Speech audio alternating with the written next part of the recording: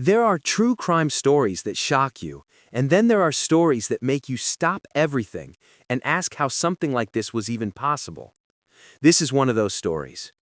Two teenage girls, both in high school, both with their whole lives ahead of them, allegedly plotted to murder a classmate in cold blood.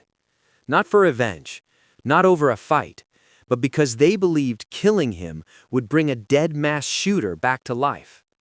This story has everything: a chilling plan, a last-minute tip that saved a life, a courtroom moment that left everyone speechless, and two girls who were laughing about it on the way to jail. Stay with me, because this one goes deep. Let us start at the beginning, because to understand what happened, you need to understand where it happened and who was involved. Lake Brantley High School sits in Seminole County, Florida, a quiet suburban area where most parents send their kids off in the morning without a second thought. It is the kind of school that blends into the background of a normal American community. Nothing about it screams danger. Nothing about it suggests that on an ordinary January morning in 2026, two students would show up with a knife and a plan to commit murder on school grounds. The two girls at the center of this case are Isabel Valdez, who was 15 years old at the time, and Lois Lippert, who was just 14.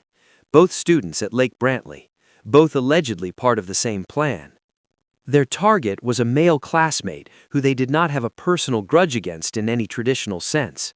They were not bullied by him, there was no love triangle, there was no history of conflict that anyone could point to.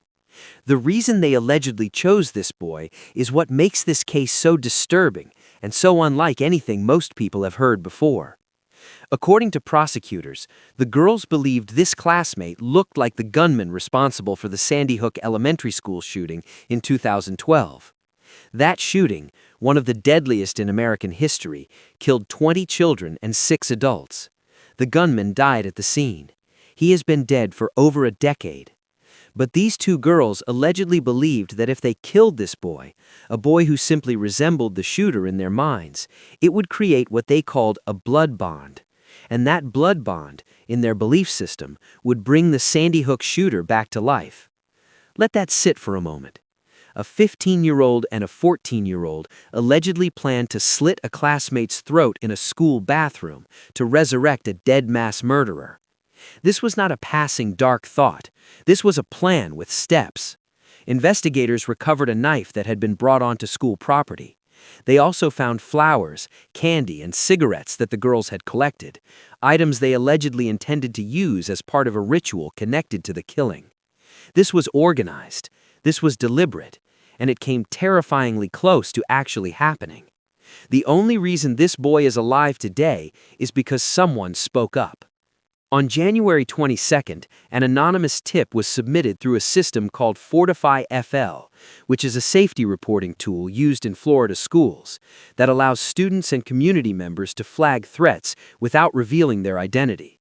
That tip went directly to school officials and law enforcement. The very next morning, January 23rd, both Valdez and Lippert arrived at school as planned. But before anything could happen, officers were already there waiting. The girls were intercepted before they ever got close to their intended victim. A life was saved because one person decided to say something. Both girls were arrested and charged with attempted first-degree murder and possession of a weapon on school property. These are serious felony charges, and given their ages, the legal proceedings that followed were going to be watched closely by everyone involved. Then came the bond hearing, and this is where the case took a turn that nobody was fully prepared for.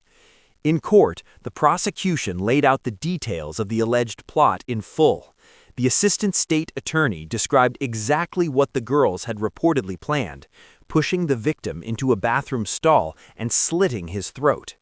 The word sociopathic was used to describe the attitude the girls displayed. Investigators presented their evidence, and then the judge was shown something that reportedly changed the entire atmosphere of the courtroom. Security camera footage from inside a patrol car captured the two girls on their way to jail right after their arrest, and in that footage, they were not crying, they were not scared, they were laughing, joking around. Valdez was heard commenting about taking a mugshot and saying she felt excited. Lippert was laughing along. The two of them carried on as if they were heading somewhere fun rather than facing charges for planning to murder a fellow student. People in that courtroom watched that footage in near silence. The judge had seen enough. Bond was denied for both girls. They would not be going home. They would remain behind bars while awaiting trial. The judge made clear that the footage itself demonstrated exactly why releasing them was not an option. Their next court date was set for April 29th. Now, step back and look at the bigger picture here, because this case raises questions that go far beyond what happened at one school in Florida. How do two teenagers develop a belief system so dark, so detached from reality, that they convince themselves murdering an innocent classmate will resurrect a dead shooter? Where does that come from? What were they consuming online? What communities were they part of? These are questions that investigators, psychologists, and parents across the country are now asking, because the internet has a way of connecting people with extreme and dangerous ideas in ways that can look completely invisible from the outside.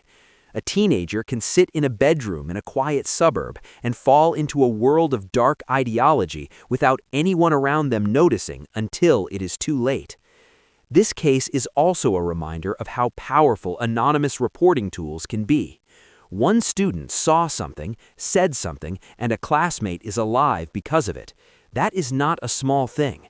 In a culture where speaking up can feel risky or uncomfortable, this is proof that it matters. It saves lives. As for Isabel Valdez and Lois Lippert, their journey through the legal system is just beginning. The charges they face are serious enough to define the rest of their lives.